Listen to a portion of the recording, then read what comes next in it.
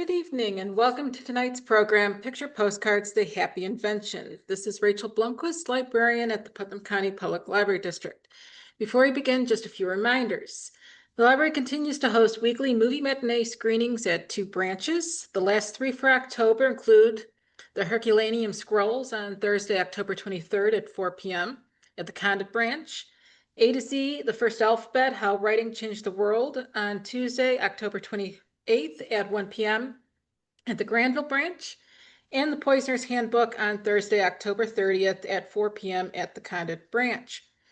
On Tuesday, November 4th at 6 p.m., the library will host local historian and author Rachel Mellon for a presentation on her new book, From Camp Douglas to Vicksburg. Copies of the book will be available to purchase at the program. And on Tuesday, November 18th at 6 p.m. Central, the library will virtually host film historian Brian Rose for his presentation, America's Favorite Holiday Movie, A Look Inside It's a Wonderful Life.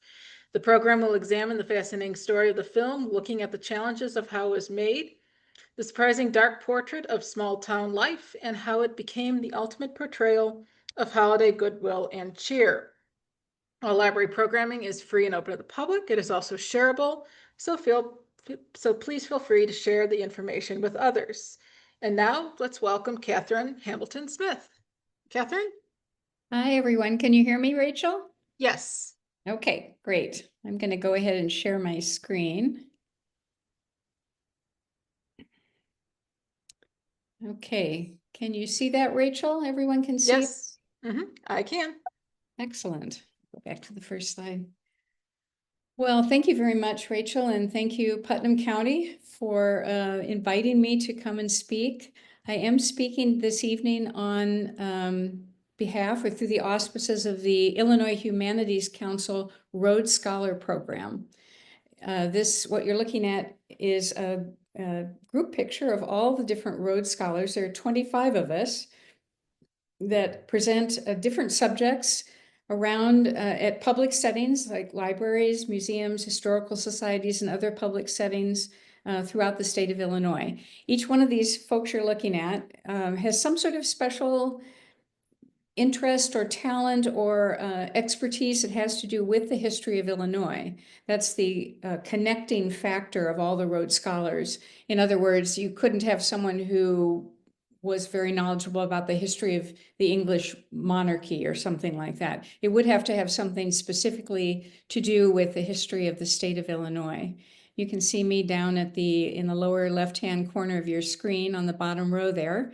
All of these presentations all around the state are free and open to the public. And one of the things I will commend to you is to go on the Illinois Humanities Speakers Bureau website, just put in a search term for Illinois Humanities speakers, and it will bring up a rolling calendar of all the upcoming events. And there might be another one that's close to you there in Putnam County. I'm speaking to you actually this evening from Omaha, Nebraska. So I'm not even in the state of Illinois this evening, but you're certainly welcome to participate and take advantage of any of the Rhodes Scholar programs. So this evening, I am going to talk about the history and significance of picture postcards. And starting out that topic, you see a picture of me quite a long time ago, 35 years ago, in fact. Right after I started as a museum professional, and this picture and what I'm about to explain about it will show why I have some special expertise in the history of postcards. I was hired by the Lake County Forest Preserve District way up in the northeast corner of the state of Illinois and through the auspices of their museum, which is now in Libertyville, Illinois, to come in and organize and catalog and make available to the public a huge industrial collection of a postcard printing company that existed down in the city of Chicago from 1898 to 1978. And I'll talk a little bit more about that printing company in a few minutes. But the picture that you're looking at is right in the very early days of cataloging and making accessible that collection. And I'm doing what I sometimes describe as archival triage, because obviously I'm sitting on the floor And what I'm holding in my hand is taking out just a big group of picture postcards from their wooden file boxes that existed down in the company warehouse in Chicago. I'm going to lift them out and put them in archival boxes as a sort of first level of preparation to working with a historical collection and beginning to catalog it and understand it. This is just right after it came to us up in Lake County some years ago, and I'm just starting out my life in picture postcards. Oops. But before I talk about this company, and before I talk about picture postcards themselves, I think it's helpful to place picture postcards within a context, a cultural context. And what you're looking at on the screen now may be, to your eye, a little bit skinny top to bottom and a little bit wide side to side, and not quite the dimensions of a picture postcard. And if that's what your mind's eye is telling you, then you are correct. It's not a picture postcard, it's an illustrated envelope. So these illustrated envelopes and illustrated stationery or writing paper came into the marketplace in the middle of the 1840s. In the 1830s, chromolithography or color lithography came into being and was beginning to be perfected as a way for printing companies to produce inexpensive color images. So if you think about the 1830s, this is 30 years before the American Civil War, and think about somebody's home, let's say in the state of Illinois, in a rural location, the interior of that home would probably have no images whatsoever. We're so used to today in our image-rich culture having images come at us all the time in very fast succession, and we're surrounded in our homes by images. But in 150 years ago, that simply wasn't the case. Or almost 200 years ago, it wasn't the case.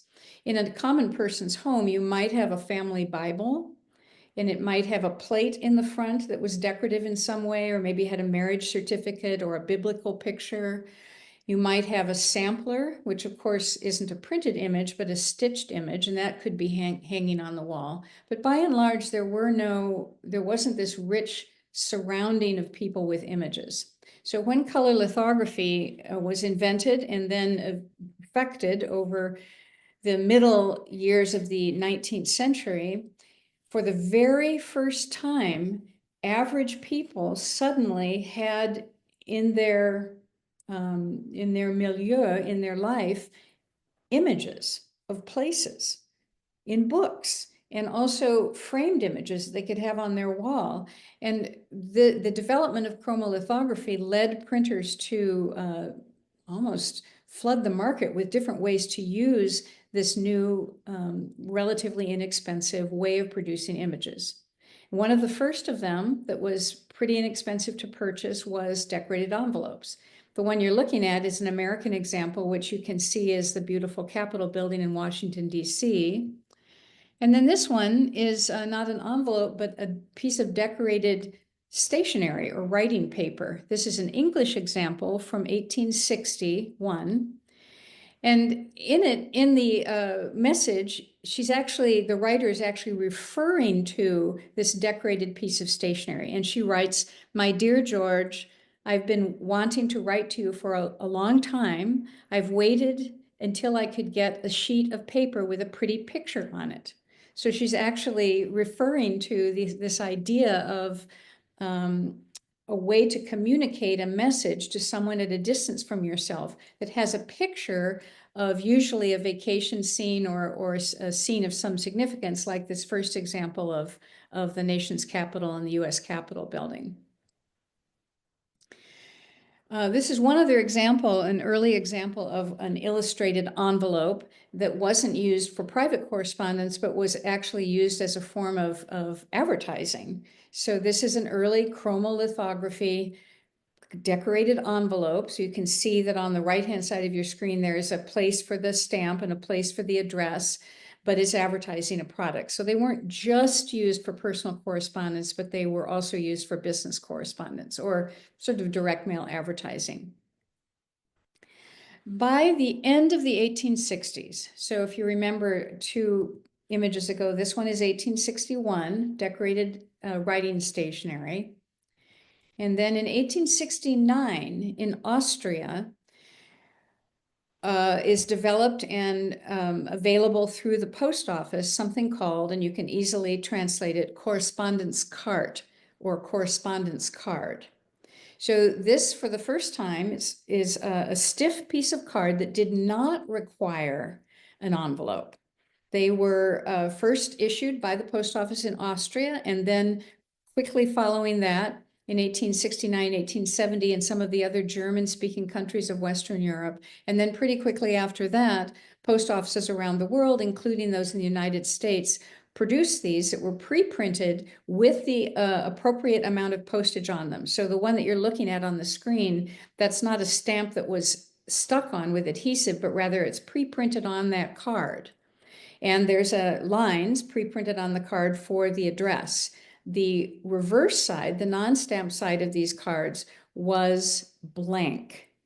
Very important that you would buy these at the post office, all ready to be mailed, so you could put your address on them. But the flip side, the non-stamped side, was blank. Mostly what we see these early cards being used for is that purveyors of a product or a service, such as the example you're seeing here from Bloomington, Illinois, was sent in the 1880s to an addressee in Montana. And the Bloomington, Illinois company would have purchased these at the post office in Bloomington and then blank, and then printed over them an advertisement for whatever it was they were offering for sale, in this case, lathes. So these were we're sort of halfway there. With the decorated envelopes and stationery, you're still requiring an envelope, obviously, but it has a beautiful picture on it that is more associated with travel. And on the other hand, within that same decade of time, we're seeing the idea of a postal card. And in this example, actually up in that upper left-hand corner, you can see the use of the term postal card. But they didn't have a picture on it unless it was printed by an advertiser with a picture. So that's 1869. So fast forward 2 more decades to 1889, and that is the year of the Paris Exposition in France. The principal feature of which, the principal attraction, was the completion of the Eiffel Tower. Now, the Eiffel Tower, even today, if we were to go to Paris, you would undoubtedly go to the Eiffel Tower. It's such a magnificent structure, and it's just still fantastic to go up to the top of the Eiffel Tower. But in 1889, it was the tallest human-made structure on the face of the earth. So that ascending the tower was an otherworldly and completely unique experience. There was no other way to get that high off the face of the earth. So the French newspaper, Le Figaro, put together the idea of image and these correspondence cards into one type of vehicle for communication. And we regard the postcards that they printed for the the Paris Exposition in 1889 as the world's first picture postcards as we think of them today, with an image and a place for your communication that did not require an envelope. One other feature of these was that you could only buy the first ones if you ascended the Eiffel Tower, and you would mail them from the top of the Eiffel Tower, as you can still do today. If you go up to the Eiffel Tower, you can buy picture postcards and mail them from the post office from the top of the tower. So Paris is considered the birthplace of the American picture, of the world picture postcard. That idea just took off like hotcakes. It became a complete fad, not even a fad, sort of a phenomenon, if you will. And printers all around the world, first in Western Europe and then pretty soon after in the United States, began to flood the marketplace with examples of these beautiful new cards that you could use to communicate with beautiful color images. You're looking at one that was produced a few years after the 1889 exposition, and you can see that it's designed to accommodate your message there on the right-hand side of the card. The backs of these were exclusively reserved for the address. And you can even see under the word carte postale, which now we're actually seeing that term, postcard in French, below those words, it says in French, ce côté est exclusivement réservé à l'adresse. This side is exclusively reserved for the address. And so people, users of these early cards traveling around would really take advantage of how they were designed to accommodate on the non-stamp side of the card, pretty extensive communication, such as this example from Switzerland.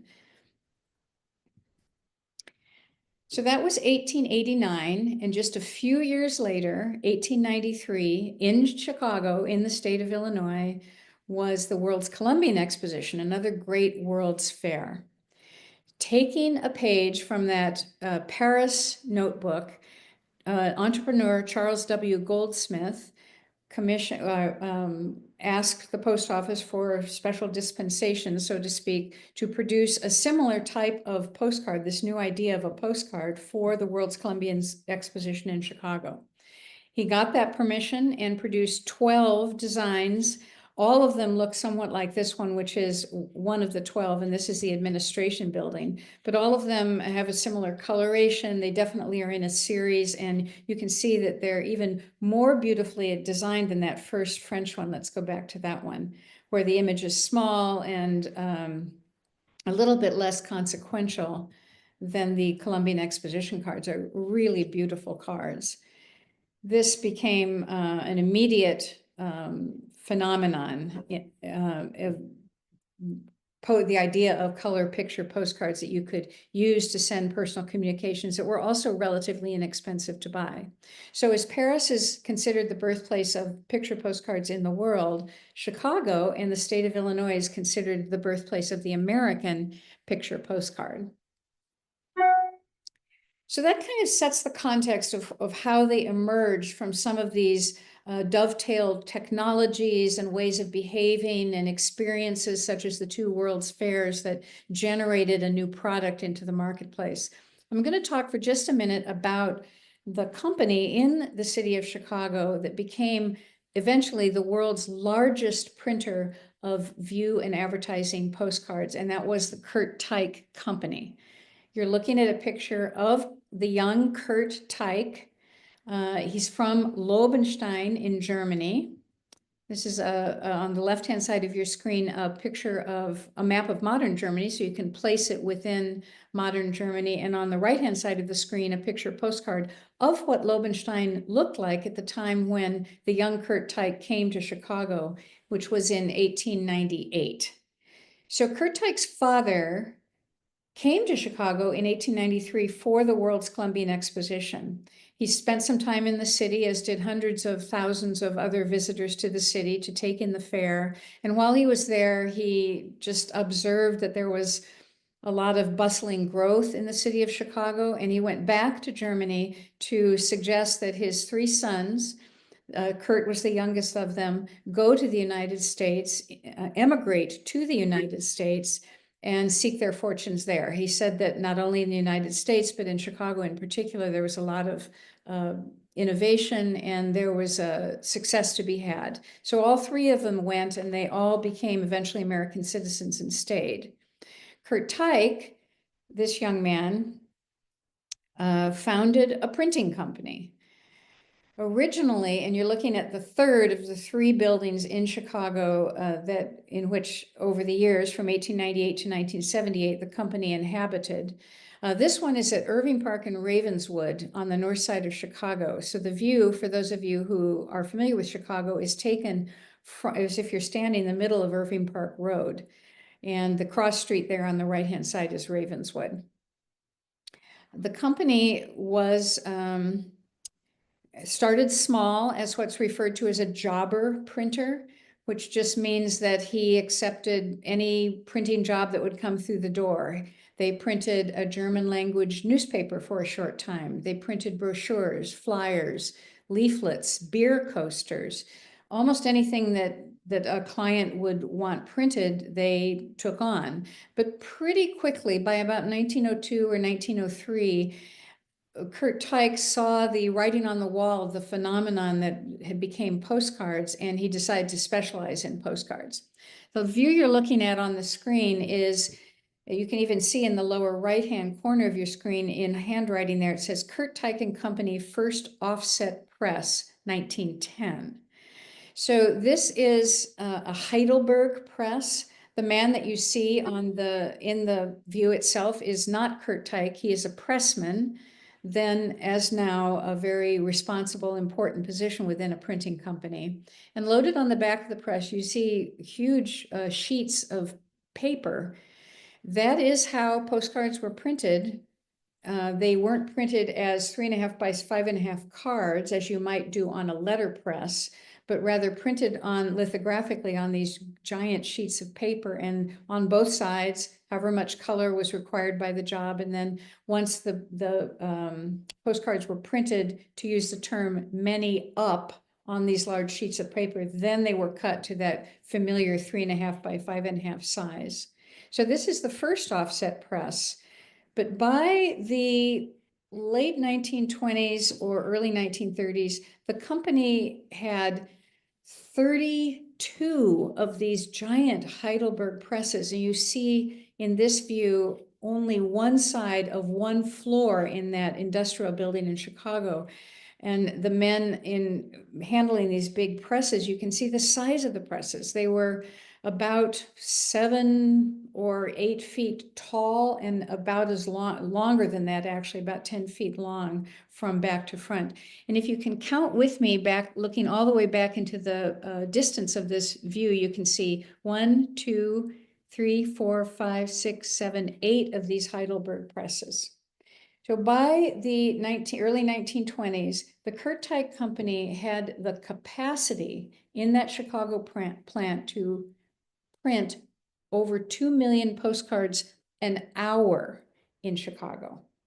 And I stress that number because the Kurt Teich Company, although it was the largest producer of this of postcards in the nation and possibly in the world, it wasn't the only company. There were many large companies, certainly in all the cities. There was a EC Crop Company up in Milwaukee, several on the East Coast, in Boston and in New York, and even out on the West Coast and in Europe. So if this one company had the capacity to print 2 million postcards an hour, not that they did day in and day out, but they had that capacity, that tells you something about the phenomenon that was the public consumption of picture postcards in these early couple of decades of the century.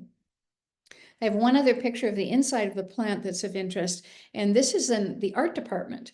The Kurt Teich Company was one of the early employers of, at first, all young men graduating out of design and graphic arts curriculums in the city of Chicago. Eventually, there were women who did retouching and airbrushing of postcards, but to begin the first couple of decades, it was all men. And I want you to kind of take this view in for a minute, because I'll refer back to it right at the end of my comments, where I'm going to take you through the process of what these young men were doing to transform a black and white photograph into a color postcard in the late 1920s. One more view of that Kurt Teich Company building down in Chicago. The one at the top left-hand side of your screen is a more current view of the building. It is on the National Register of Historic Places. It's now residential lofts, and it's called Postcard Place. So the people who live in this beautiful building are certainly very aware of the heritage of the industry that built it and occupied it for so many decades. And then on the lower left or right-hand side of the screen, you can see an advertising postcard of the company in which they're still printing a number of things that are not postcards, blotters, flyers, other sorts of printed material. But at the top of that list is picture postcards. So the company became best known by the 1930s for these iconic what we refer to now as large letter postcards of towns and cities. They were one of the earlier developers of this large letter format, and I guess I would say one of their production of large letter postcards were among the most colorful and most interestingly designed, dynamically designed large letter cards. But that was a little later in the century. When they first went into business, when that young man, that young Kurt Teich, went into business and decided to specialize in postcards, what you're seeing on the screen was really the bread and butter, not only of the Teich company, but of many of the other printing companies across the nation. And that is views of towns and cities. This particular one is of Coopersville, Michigan, but it could be almost any place. We know it's Coopersville because there's a caption at the top there that tells us so. But this could be Libertyville, Illinois. This could be Green Bay, Wisconsin. This could be almost any place that's sort of flat and not mountainous in the distance there. And the thing about these view postcards that came onto the market around 1900 and then continued to be produced in such huge numbers for the first probably 30 decades of 30 years of the 20th century is that everything was printed on a postcard at some point. It was the views of towns and cities, and also the very average, unspecial places in them. This is one of the important documentary strengths of picture postcards, is that there was such a huge appetite for consuming them, for buying them, for sending them, for collecting them, that everything, both interior and exteriors and everything that happened in communities, found themselves on picture postcards. It's well exampled by this view that you see of a bank interior in Pullman, Illinois. I chose it to present because it is so plain and ordinary. There's nobody in it. It's not like it's a group shot of the chairman of the board and the president of the bank and the tellers. There's no particular reason why this would be photographed. It's not really promoting it. It does say Trust and Real Estate Departments, Pullman Trust and Savings Bank, but it's not really an advertising card either. It is simply that there was such an appetite for views of everything, spaces, places, and activities in these towns that were in the first 3 decades of the century, especially in North America, growing. So there was a new bandstand in the park. There's a new Carnegie Library. There's a new high school is built. All these towns and cities, especially in rural places, were changing, and that change happened in the built environment, happened to dovetail exactly with the advent of picture postcards. An example of that is that I would argue, I'd put money on it, that every single train station in certainly North America has found itself at some time period on a picture postcard. You're just looking at two, one from Pennsylvania and one from Illinois. I juxtapose these two simply because the structure of the little station itself is so similar. And again, it wasn't intended to document these towns and cities, but it did because everything was photographed and ended up on picture postcards. From the most fantastic buildings in the most urban settings, such as one of my favorite buildings, the Flatiron Building in Manhattan, which has been photographed since it was built uncountable millions of times because it's still such an amazing building, to the most rural, wide spot in a road locations. And this is just a good example of obviously a tiny, tiny town with very little going on in it, and yet it finds itself on a picture postcard. So I'm going to, for a few minutes here, take you down what sometimes I describe as the black hole of picture postcards, because not only is it the towns and cities and everything in them that were captured, but almost anything in the first few decades of the 20th century somehow found its way on picture postcards. And I'll start that trip down the black hole of postcards with this wonderful early auto tourism card from Portland, Oregon, the All States Auto Court.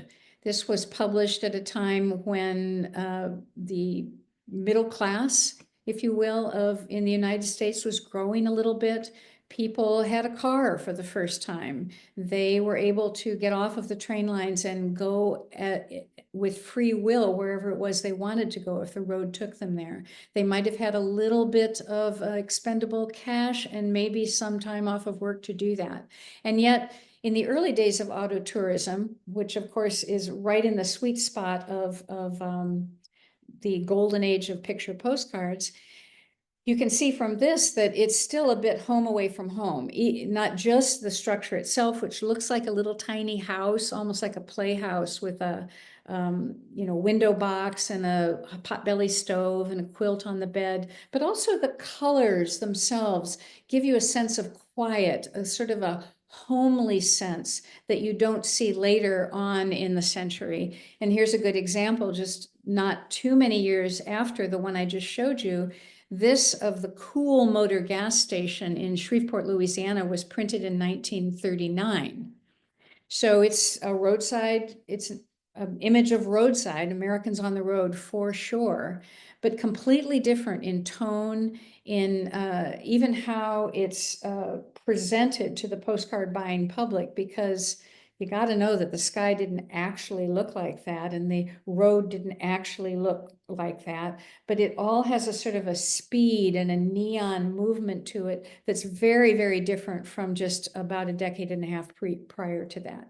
So as we go through some of these images, that's a good way to look at them, is not just exactly what's printed on them, but rather how it's presented. What are the colors that are used? How are things described? How much type there is? What are the typefaces that are used? So think about those things as we look through some of these images. Events, large and small, absolutely found their way on picture postcards. This is one of my all-time favorite postcards. It's of Pumpkin Pie Day in Longmont, Colorado. Longmont is now a suburb, I think a northern suburb of the city of Denver. And I found out recently, a couple of years ago, that they still do Pumpkin Pie Day in Longmont, Colorado. It's just a great example of a local cherished event. So tiny events like that, or events of the most global magnitude. This one was printed the year the Panama Canal was open to shipping, and it shows the Atlantic and the Pacific Oceans anthropomorphized as these two women meeting and kissing where the canal is, and then gives the canal statistics. So everything from the most humble, sort of beloved local events to something that changed the way the world operated. Wars, of course, found themselves, well, I shouldn't say wars in general, but the First World War and the Second World War found themselves documented, if you will, on picture postcards, both in a romantic way, such as the two examples that you see of World War I on your screen. On the left-hand side, an English example of the soldier going off to war. It's very romanticized farewell between the woman and seeing her soldier going so far away. And out the window, you can see the troops marching to war in the street. And then on the right-hand side of your screen is actually a French postcard printed for late in World War I, once the Americans went into the war, right at the, in the waning year of the war. And this was produced in France for an American market, because you can see that the words are in English. And what you're looking at is a little mat that's 3.5 by 5.5 inches in size, and then a hand embroidered silk inset. And that, if that looks like a little flap to you where the bottom of the basket is, that's indeed what that is. You could lift that up and insert your private message in there. And on the back, it just has a stamp box and an area for your communication. So these two are from the First World War, but very romantic, sort of soft images associated with the war.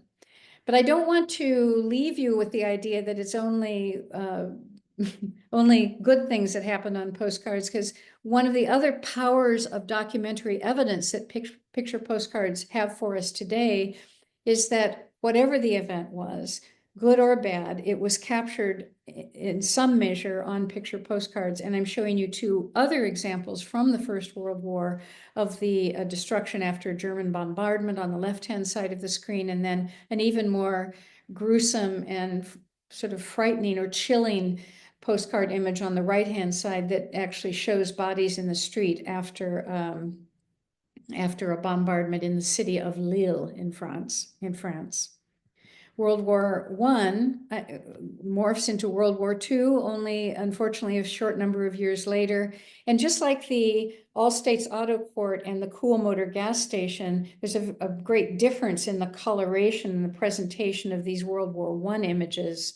And then just a short few years later, the World War II images, which has that brighter, more neon, more sort of streamlined look to them. Sports, certainly on picture postcards. This is a club picture of the 1906 Chicago Cubs. But I thought because we now know who's in the World Series, I thought I'd put in for you this evening two picture postcards a little bit, in this case, later in the century, from our World Series contenders, the LA Dodgers. Greetings from LA, and this is the new Sky Dome for the Toronto Blue Jays some years later. After, I mean, they became a team in 1977, I believe. So I just put those in because of where we sit in relationship to the World Series. So sports isn't just professional sports, though. What you're looking at on the screen here is a pickup football game in the town of Highland Park, Illinois, probably about 1904, 1905. Now, this is the first postcard I've shown you in the presentation tonight that is what's referred to as a real photo postcard. So here's the back of that same postcard, and up in the upper right-hand corner, you can see in the stamp box, or I mean, there'd be a stamp stuck over that, but this is the unused back of the same postcard. And you can see it says Miramont Photo Paper Company. Miramont and also a couple of other companies provided photosensitized, pre-printed 3.5 by 5.5 inch postcard blanks, so that it was all ready for you, if you had a camera, to take and had a way of a darkroom or a function so that you could print a photographic print. You could use these pre-printed postcard blanks all ready to use with your negative. So consequently, lots of things were taken. I'll comment in a few minutes a little bit more about these real photo postcards, but this is the first one that I've shown you this evening. So kind of keep that in your mind's eye. But I'll go just back a little tiny bit into the black hole of postcards to talk about a few more topic areas. Fashion. You're looking at two gorgeous European images on the left-hand side from the Austrian Wiener Werkstatt, the artist collective. This particular beautiful example is printed about 1904, 1905 by the Wiener Werkstatt artists, simply as a beautiful image, so as a type of art itself. And then on the right-hand side, an advertising postcard designed by the Czechoslovakian artist Alphonse Mucha for the champagne company Moet et Chandon. And Mucha is thought of as the father of Art Nouveau. So you can see in these are two examples are very high art postcards, but in them we see the currents of fashion in the time that they were produced in about 1904 and 1905. Sometimes fashion, though, is evidenced more subtly in postcards. Two examples here are railroad advertising postcards.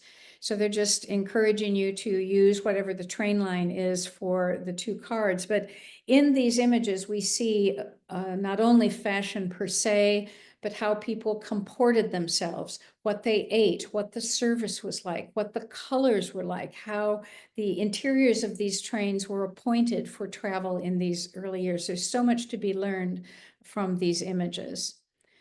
Advertising, certainly, of products and services throughout the century. This is just a particularly charming example that also has a sort of a fashion aspect to it, of printed in Waukegan for Johnson Motor Companies for advertising the outboard motor. But to do it, you're using this beautiful young woman to do that.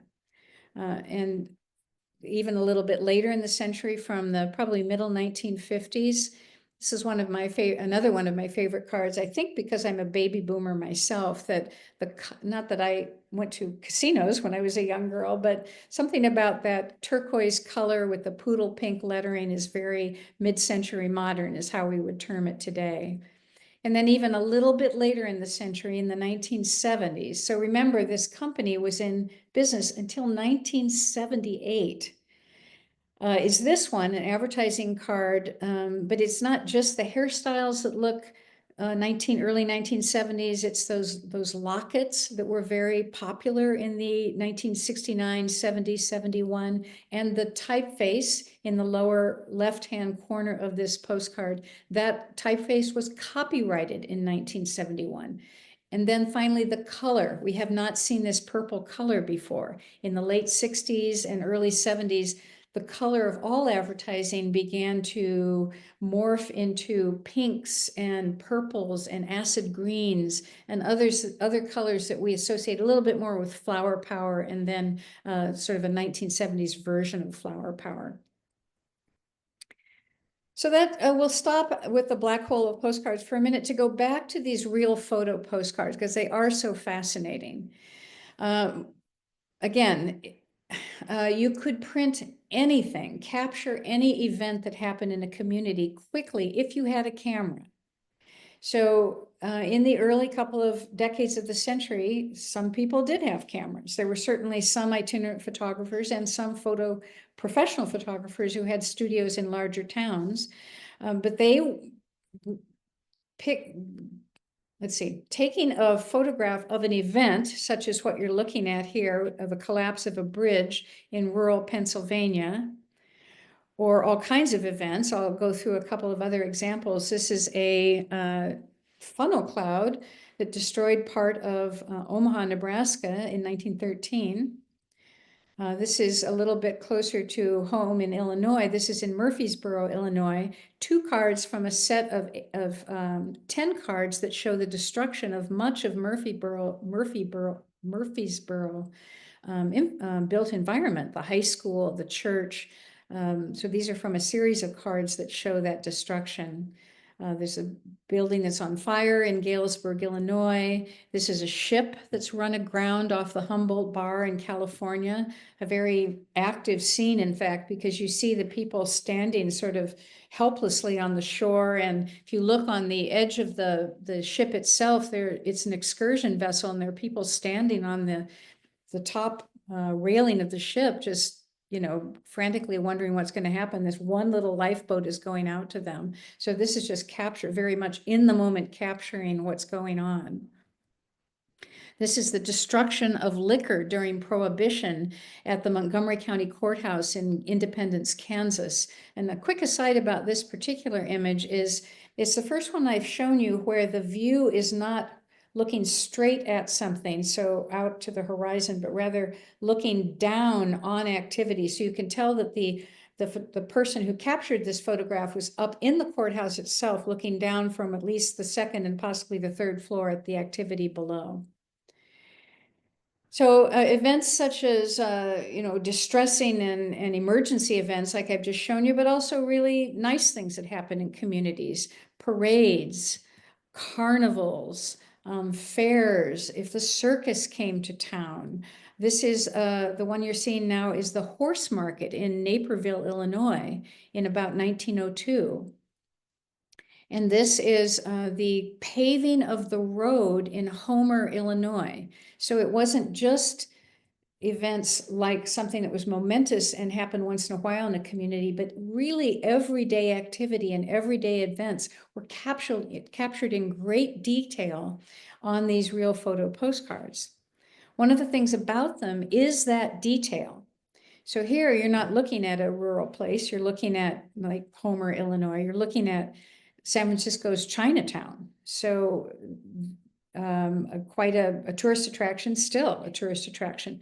This is a real photo postcard, but if it were a printed postcard, the printing company would take this photograph and they would change it. So they would take the lines out in the street, they would take any trash out of the street or on the curb. If there was a trash can, they would remove it. They'd put clouds in the sky. They'd likely make the sky blue, because in a printed postcard world, the sky is usually blue. The little wagon that you see kind of resting between those 2 cars would likely have been retouched out. And there is a place for the real photo postcard world where you can see all this detail. And there's also a place for the printed postcard world, because it's curious to ask ourselves, why were things taken out? What was the eventual point of the printed postcard world and the kind of customer that they were trying to attract with making all those revisions and omissions and additions sometimes, such as clouds in the sky, to the original, to the actually what's happening in the scene. People certainly end up on real photo postcards in great detail. I've got a couple of examples for you this evening. On the left-hand side, a preacher, an itinerant preacher, is going around probably in rural United States, promoting the gospel. And on the right-hand side, a woman this is an English example, on the right-hand side of a woman promoting rights for women, votes for women. This is a wonderful real photo postcard of a tailor who's working out of his lodgings. So on the far left-hand side, you see his bed with a railing above it. And during the day, he shows on the railing the types of garments he can make. You can see below that the swatches of cloth. On the right-hand side is his sewing machine, and he's got a little sort of dresser top ironing board, and there he is. Now, this is a type of direct mail advertising for him. He would not have the clientele, the potential clientele, large enough to order printed postcards for his business, because he's clearly out of his lodgings. He doesn't even have a storefront, but so he can't order printed postcards. You have to order them in great quantities, like 1,000. You just couldn't use them. But you could have a local photographer or even a friend with a camera take a small grouping of photographs of your operation or your business and print 10, 20, 30 of these, which would be more in keeping with your clientele base. But just your average person ended up on real photo postcards. Two great examples are on the left, a rattlesnake hunter with 2 examples of rattlesnakes he's recently nabbed. And then on the right, just a man holding a horse in this sort of way so that the person taking the photograph can just take a wonderful picture of this beautiful animal. So we don't know why, but probably whomever it was who wanted the picture taken was proud of this animal for some reason. And the most important thing about all of this is it wasn't just a way to capture the image. It was a way to communicate the image at a distance. So the reason all of these photographic postcards were taken wasn't just to have the picture, but rather to send the picture some other place, which you otherwise would not be able to do. Today, we're so used to sending pictures of everything. If we all went out for happy hour together and we had some really great nachos, we might take a picture of it and text it to a friend in Montana. But this was real photo postcards, especially, was one of the only ways that people in these early decades of the century could communicate a photograph of something that was meaningful to them to someone at a distance from them. I entreat you also, all of you, to look at your own family photo collections, because you may have real photo postcards of your family from these early days. This is an example of a family from Black River Falls, Wisconsin. It's a Norwegian family. The parents of these 5 children were both from Norway. So these children were all born in the United States, but this was taken in Black River Falls. I know that this family is a farming family, lived outside of the town of Black River Falls, a couple of miles. So in the case of Black River Falls, it is a county seat. So, and they did have a photo studio, professional photographer had a studio in Black River Falls. But you can bet that the dynamic here is that they got the children dressed up in their beautiful Sunday clothes and rode into town to have a portrait taken so that they could send it, we don't know where, back to Norway, to family elsewhere spread out in the United States. But if you look at your own your own family photo collection from these years, you might find, if you turn them over, that they're originally postcards, because you'll see the stamp box and the dividing line. Even if they've been cut down to fit a frame, you can still sometimes see the vestiges of that on the back of these real photo postcards. And I'll show you last two examples from my own life. On the right-hand side is this man who has his hand on the chair. That's my great-grandfather. This was taken in probably about 1905. He was a farmer and lived in a rural location way down on the southern Illinois-Kentucky border. But this is such an important document, not least because his great-granddaughter, whom he never met, came to be interested in postcards, but it's because of what he wrote on the back of it to his daughter, who is my grandmother.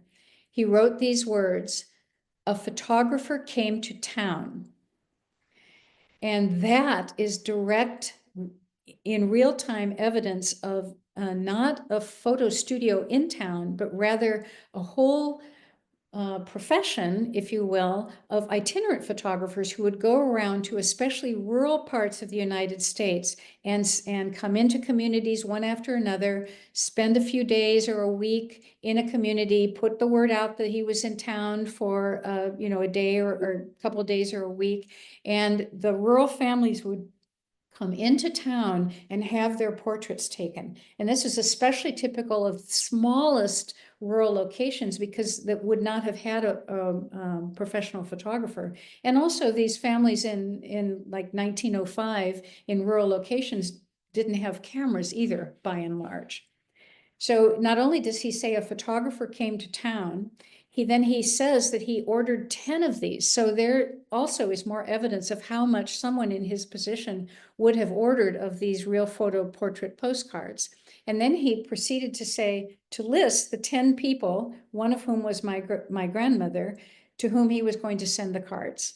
So on the back of this, he's just writing all this down very matter-of-factly, but it's a real-time document of an activity that was extraordinarily popular in the United States in these first couple of decades of the century. And then just to bring it full circle, on the left-hand side of your screen is my father. So the man on the right-hand side, it's his grandson. This is not taken in rural Kentucky, Illinois border, but rather in Manhattan on the top of Rockefeller Center, right before he shipped out for service in the Pacific during World War II. So they're both real photo postcards, portraits in entirely different circumstances, but evidence of how widespread the activity of not only capturing portraiture in this format, but sending it to people.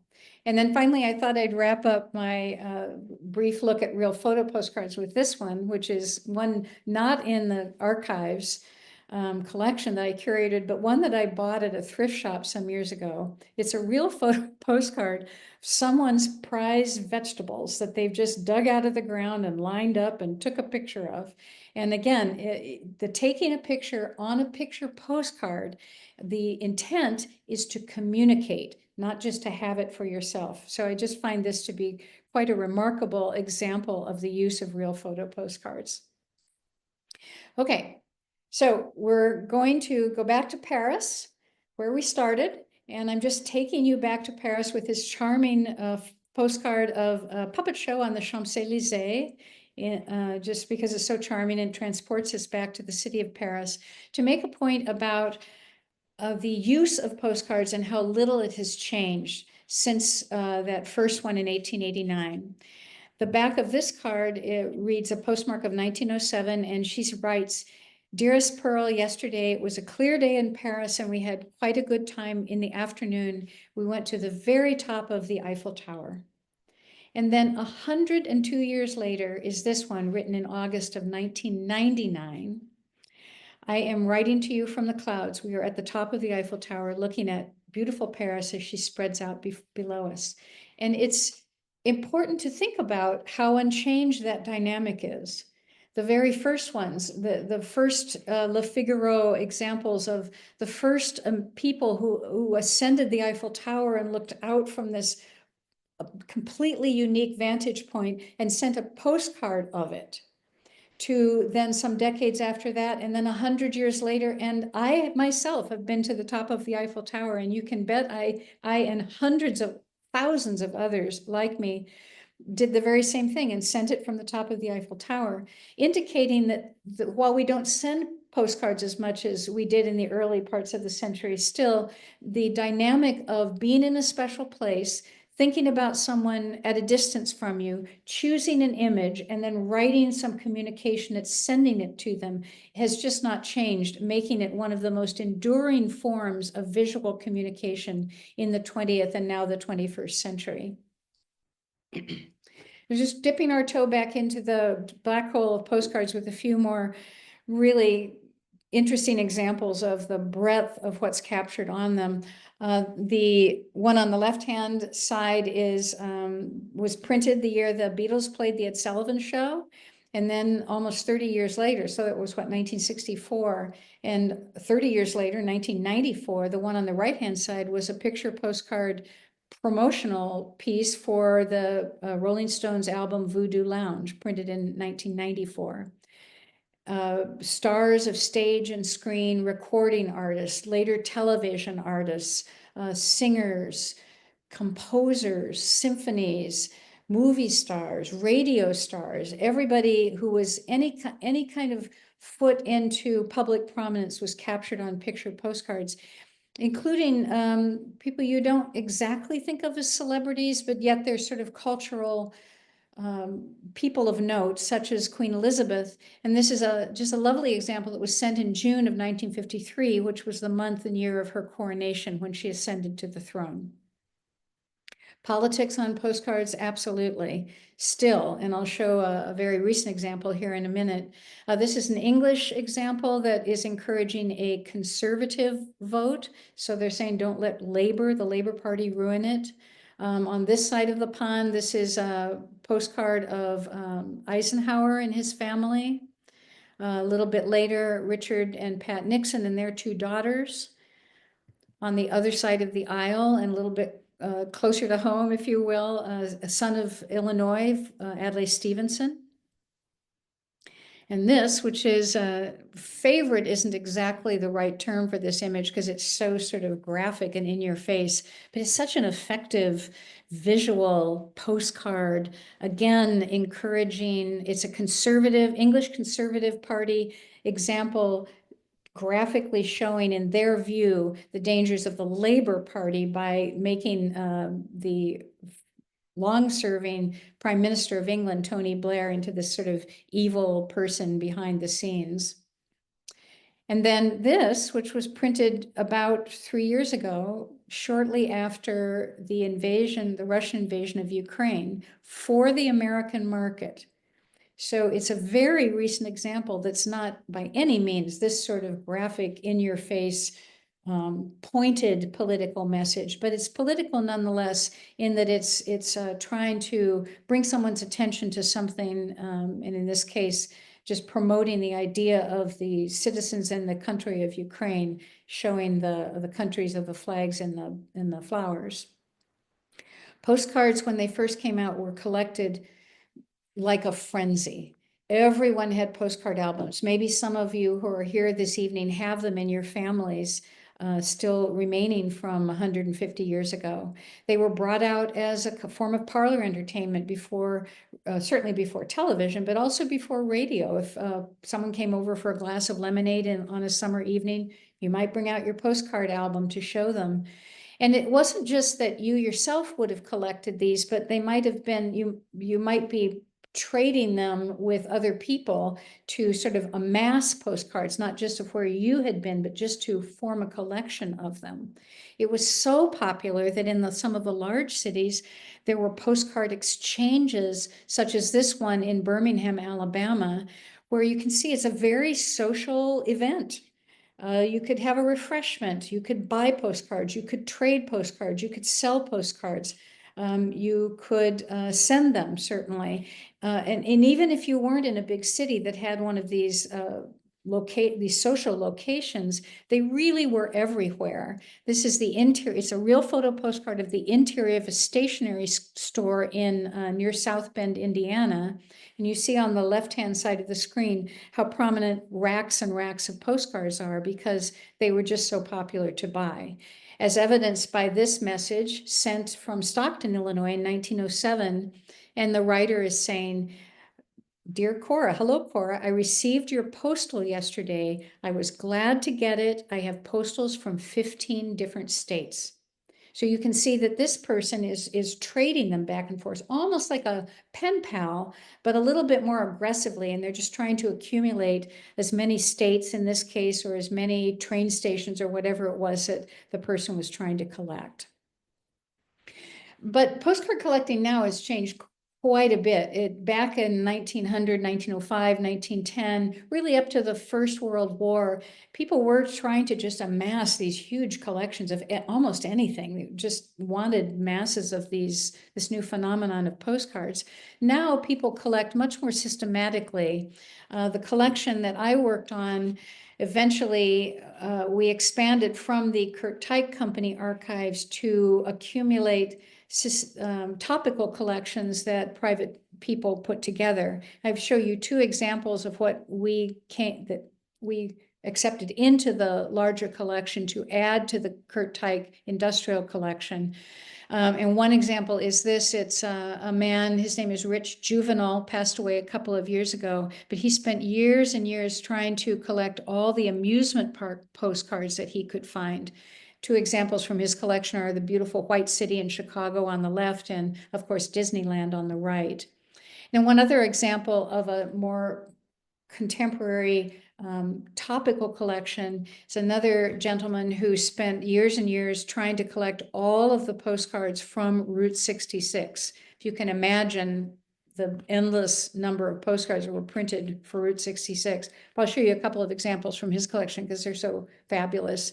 This is a map showing the route from Chicago to Santa Monica Pier. This is Winslow, Arizona. It's a real photo postcard. So again, like that Chinatown postcard, you can see that all the detail has been left in, including oil spots in the street and a shadow and no clouds in the sky. This is just a terrific, I guess today we would say mid-century modern postcard along Route 66. This one I particularly like, kind of like that casino card I showed you earlier, because it's so sort of looks like every summer vacation I went on when I was a very little girl. And then finally, this one from Holbrook, Arizona, that is one of my favorite Route 66 cards, because there's Route 66, like right there on top of the sand, on top of the desert in Arizona, cloudless blue sky. You can't see that it's blue, but you got to know that's that southwest, like sterling crystal blue sky. And then on the right-hand side, it just advertises everything that you can do there, including there's an organist and there's a cocktail bar and Native American arts and crafts and everything available on Route 66. Okay, so we're coming to the end here. I have two more sections to show you.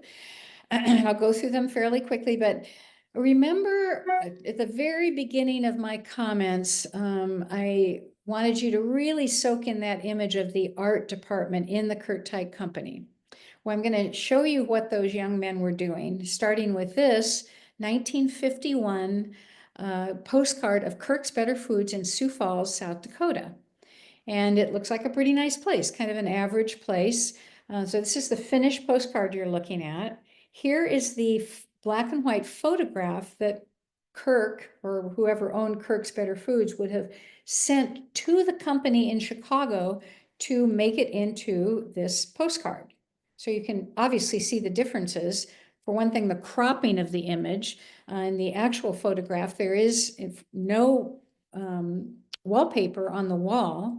There's the bus cart is right in the immediate foreground with the dirty dishes. There's some sort of rag that has dropped down behind the counter.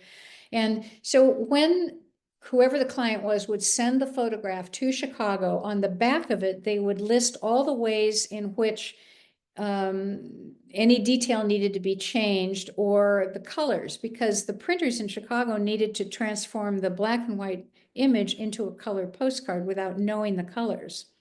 So on the back, you see the directions. The ceiling is dark green, the walls are a light green, the seats are buff and light green. And then right at the bottom, notice the direction, remove farmer at door. And there he is, there's the farmer, and I think there's two of them there, or even three. They want to remove the farmer Probably not, because farmers were not accepted as clientele in Sioux Falls, South Dakota in the 50s, but rather they're probably trying to clean up the look of the front of the restaurant itself. So those art department guys, they're going to take into consideration all the directions. They're going to reduce the photograph, crop it, so now you don't see that bus tray, you don't see the rag that's fallen behind the counter. They've added wallpaper. They took the farmer and all of his friends away, and they're going to send back to South Dakota this little postcard size, so 3.5 by 5.5 inch little pen and ink and watercolor mock-up for approval. So this is like a little tiny painting that's postcard size. They approve it, and if color was important for the printer, the client would send a piece of it to the company in Chicago. So what we have in this particular example is an actual piece of that new wallpaper. And I'll go all the way back to the original. There's the postcard, as you would pick it up, probably as a freebie if you're a client there. But that is what all those young men were doing at those art tables to make that black and white photograph into a picture postcard. And what I've shown you, this one example in the collection from the Kurtite Company, they retained 120,000 of these files, of which I've just shown you one that shows that process.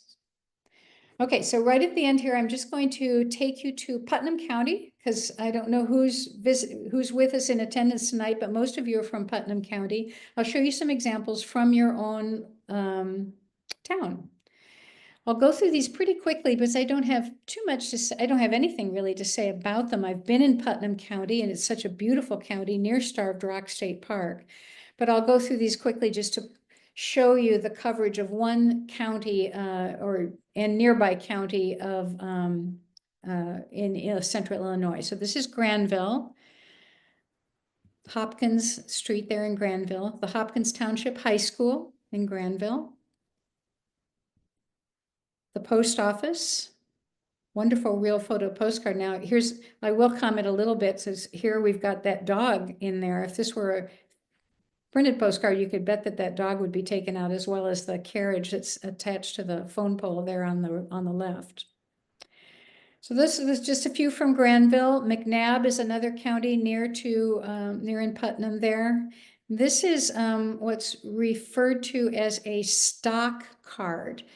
McNabb is a very tiny town, and was a very tiny town in 1905. And so a postcard company would go into these tiny locations that didn't have enough people in the town to actually order 1,000 views of the town. So quite often the postcard salesperson would open up a big sample book and say, okay, you can choose one of these, and here's an example of one, and that flag would have nothing in it. It would be blank. So they could go to any rural location, and for a very small amount of money, they would overprint it with the name of the town. So they would buy the stock card, like 100 stock cards, and then overprint them with the location.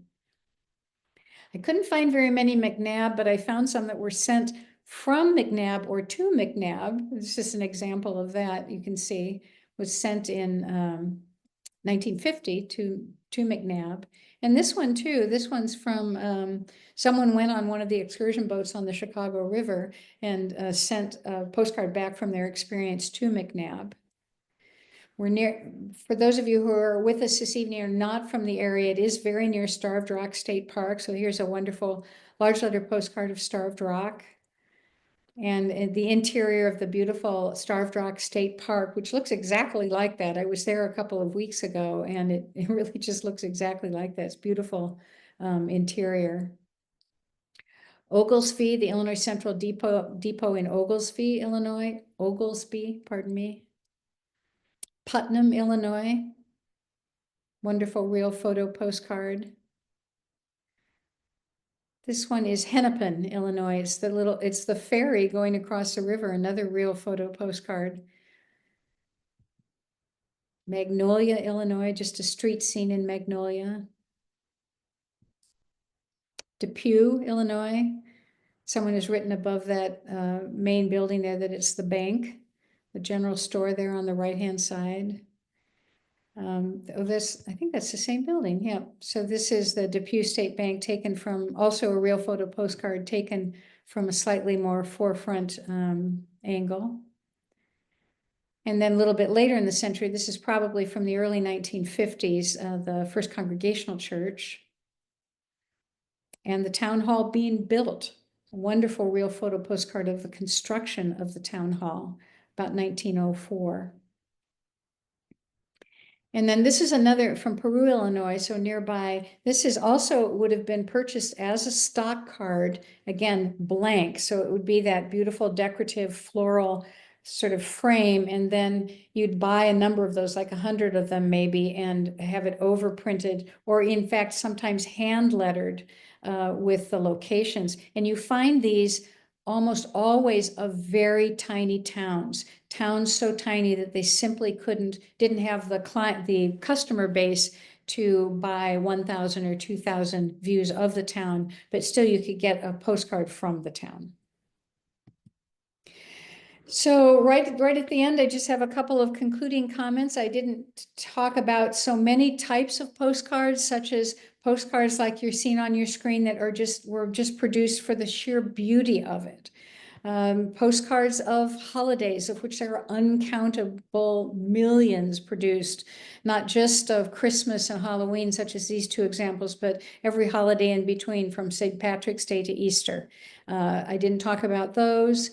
I didn't talk about what are called novelty cards, where something is affixed to them, such as feathers or little googly eyes, or maybe they are squeaker cards where you squeak the tummy of the bear and it makes a noise. Haven't talked about those. I haven't talked about cards made by artists today, working today as a form of art. So taking the idea of postcards and creating new art from it. Haven't talked about that.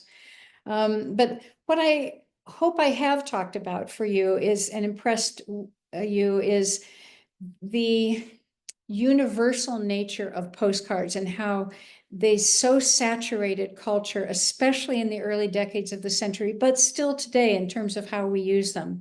And I'll make that point with the last two beautiful postcards that were sent, this first one in 1907 from the artist Pablo Picasso to his great friend, the artist and critic Guillaume Apollinaire. Now, in 1907, Picasso was just beginning to come into his own as a success. He wasn't a famous artist in 1907, but this is just how he used the idea of postcards. This is a very Picasso use of postcards. And then 11 years later, in 1918, he's still sending a postcard to his friend Guillaume. And of course, his style has changed, but these two cards, I think, show how everybody has used postcards. You, I, Picasso, other famous people, everyone has been touched by them in some way. And now everything that I've shown you this evening, in terms of not the Picasso cards, but almost everything I've shown you this evening was given in the very tail end of 2016 to the Newberry Library in Chicago, which is where it currently is. For those of you who don't know, the Newberry Library is a private research library. It's not government funded, but it is free and open to the public. You can go on their website. All you'd have to do is put in a search for postcards, Newberry Library postcards. It'll take you right to the website. You can look at many of these images digitally. You can use it to research. You can send postcards from the website. You could ask a curator a question about the collection. So I endorse that and recommend it to you. So that's where it is. It's still in the birthplace of the American Picture Postcard in the city of Chicago. So I know I'm a little bit over time, about 10 minutes over my time, but that concludes my formal remarks. But I'd be very, very happy if you would have questions, to answer questions for as long as you like. Thank you, Catherine. That was a tremendous program. I don't see any questions yet, but I will give it a minute to see if anyone comes through. But right now, just thank you everyone for attending tonight's event.